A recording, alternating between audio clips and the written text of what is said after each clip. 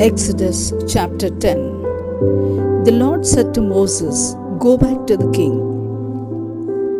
I have made him and his officials stubborn so that I could work these miracles. I did this because I want you to tell your children and your grandchildren about my miracles and about my harsh treatment of the Egyptians. Then all of you will know that I am the Lord." Moses and Aaron went to the king and told him that the Lord God of the Hebrews had said, "How long will you stubbornly refuse to obey? Release my people so they can worship me. Do this by tomorrow, or I will cover your country with so many locusts that you won't be able to see the ground. Most of your crops were ruined by the hailstones, but these locusts will destroy what little is left, including the trees. Your palace, the homes of your officials, and all other houses in Egypt will overflow with more locusts than will overflow with more locusts than have ever been seen in this country." After Moses left the palace, the king's officials asked, "Your Majesty, how much longer is this man going to be a troublemaker? Why don't you let the people leave so they can worship the Lord their God? Don't you know that Egypt is a disaster?" The king had Moses and Aaron brought back and he said, "All right, you may go and worship the Lord your God. But first, tell me who will be going." "Everyone, young and old," Moses answered. "We will even take our sheep, goats, and cattle, because we want to hold a celebration in honor of the Lord." The king replied, "The Lord had better watch over you on the day I let you leave with your families. You are up to no good. Do you want to worship the Lord? All right, take only the man and go." Then Moses and Aaron were chased out of the palace. The Lord told Moses, Stretch your arm towards Egypt. Swarms of locusts will come and eat everything left by the hail." Moses held out his walking stick, and the Lord sent an east wind and blew across Egypt the rest of the day and all that night. By morning, locusts were swarming everywhere. Never before had there been so many locusts in Egypt, and never again will there be so many. The ground was black with locusts, and they ate everything left on the trees and in the field. Nothing green remained in Egypt, not a tree or a plant. At once the king sent for Moses and Aaron. He told them, "I have sinned against the Lord your God and against you. Forgive me one more time and ask the Lord to stop these insects from killing every living plant." Moses left the palace and prayed. Then the Lord sent a strong west wind that swept the locusts into the Red Sea. Not one locust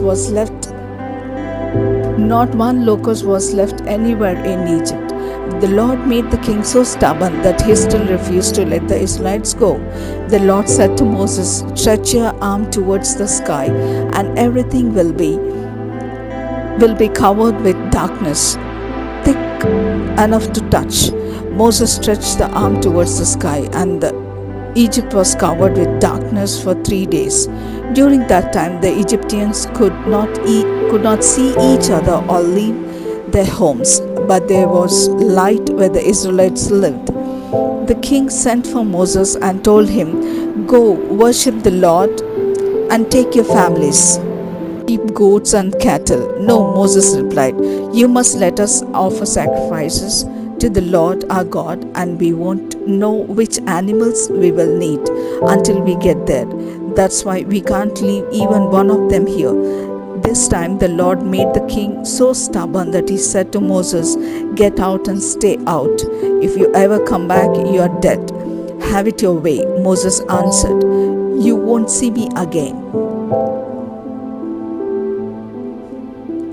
Exodus chapter 11. The Lord said to Moses, I am going to punish the king of Egypt and his people one more time. Then the king will gladly let you leave his land, so that I will stop punishing the Egyptians. He will even chase you out. Now go and tell my people to ask their Egyptian neighbors for gold and silver jewelry." So the Lord made the Egyptians greatly respect the Israelites, and everyone, including the king and his officials, considered Moses an important leader. Moses went to the king and said, "I have come to let you know what the Lord is going to do. About midnight he will go through the land of Egypt, and wherever he goes, the firstborn son is in every family will die. Your own son will die, and so will the son of the lowest slave woman. Even the firstborn males of cattle will die. Everywhere in Egypt there will be loud crying. Nothing like this has ever happened before or will ever happen again. But there won't be any need for the Israelites to cry. Things will be so quiet that not even a dog will be heard barking. Then you Egyptians will know that the Lord is good to the Israelites, even while he punishes you. Your leaders will come and bow down, begging me to take my people and leave your country. Then we will leave." Moses was very angry. He turned and left the king. What the Lord had earlier said to Moses came true. He had said, "The king of Egypt won't listen. Then I will perform even more miracles." So the king of Egypt saw Moses and Aaron work miracles, but the Lord made him stubbornly refuse to let the Israelites leave his country. Exodus chapter 12. Sometime later, the Lord said to Moses and Aaron, "This month is to be the first month of the year for you. Tell the people of Israel that on the 10th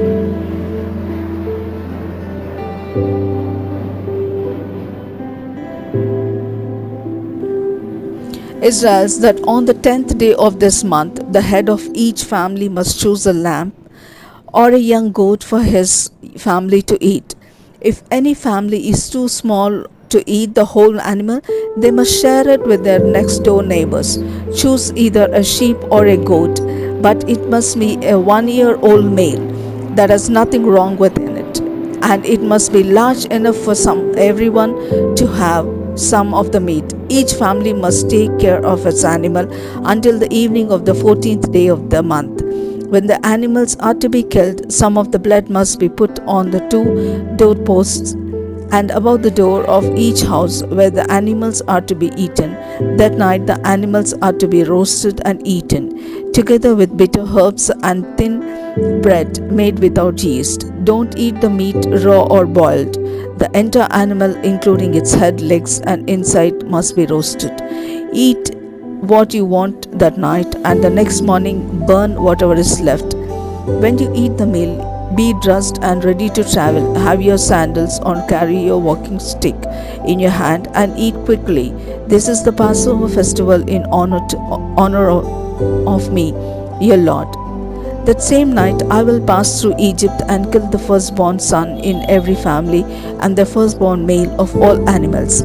I am the Lord, and I will punish the gods of Egypt. The blood on the houses will show me where you live, and when I see the blood, I will pass over you. Then you won't be bothered by the terrible disaster I will bring on Egypt.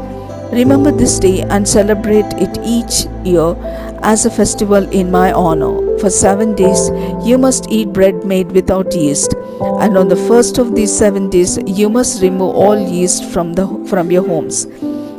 If you eat anything made with yeast during this festival, you will no longer be part of Israel.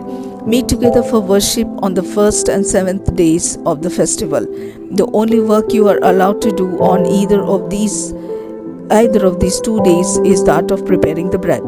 Celebrate this festival of thin bread as a way of remembering the day that I brought your families and tribes out of Egypt, and do this each year. Begin on the evening of the 14th day of the first month by eating bread made without yeast. Then continue this celebration until the evening of the 21st day. During these 7 days, no yeast is allowed in anyone's home, whether they are native Israelites or not. If you are If you are caught eating anything made with yeast, you will no longer be part of Israel. Stay away from yeast, no matter where you live. No one is allowed to eat anything made with yeast. Moses called the leaders of Israel together and said, "Each family is to pick out a sheep and kill it for Passover. Make a brush from a few small branches of hyssop plant and dip the brush in the bowl that has the blood of the animal in it. Then brush some of the blood above the door and on the post of at each side of the door of the house. After this, everyone is to stay inside.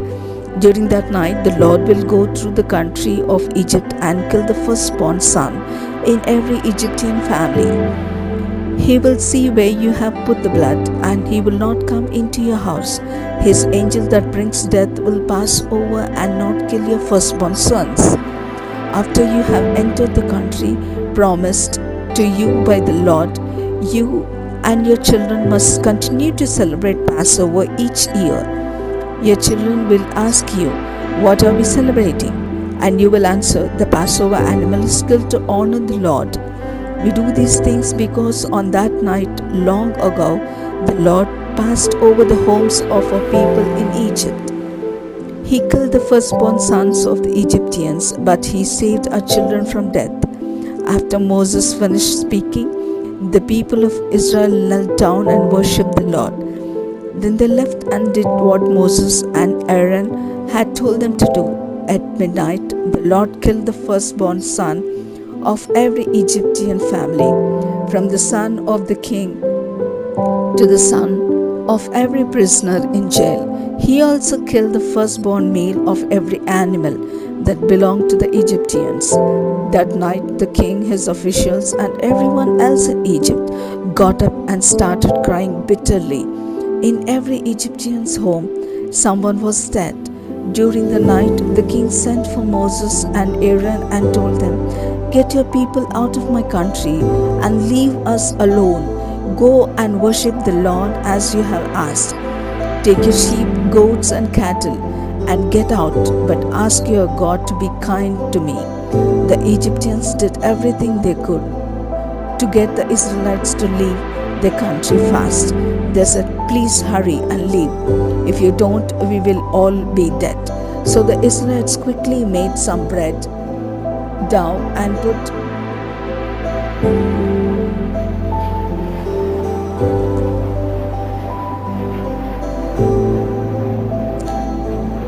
put it in pans, but they did not mix any yeast in the dough to make it rise.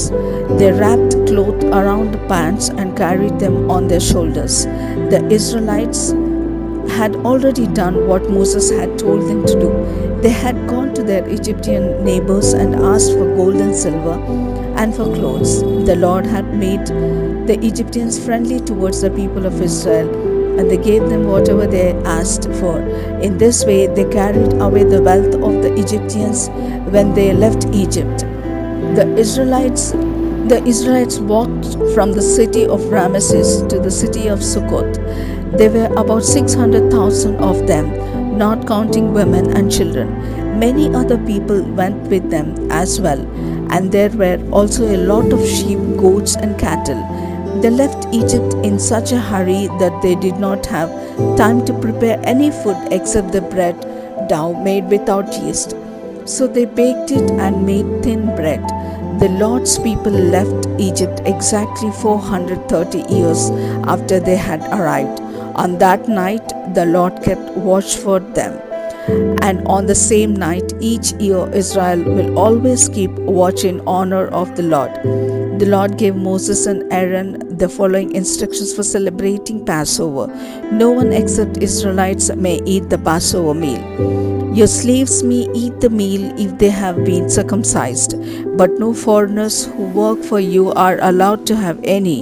The entire meal must be eaten inside, and no one may leave the house during the celebration.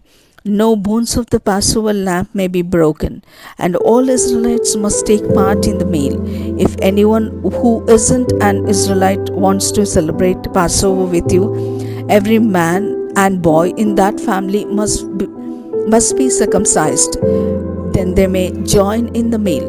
just like native Israelites. No uncircumcised man or boy may eat the Passover meal. This law applies both to native Israelites and to those foreigners who live among you. The Israelites obeyed everything the Lord had commanded Moses and Aaron to tell them. And on that same day, the Lord brought Israel's families and tribes out of Egypt.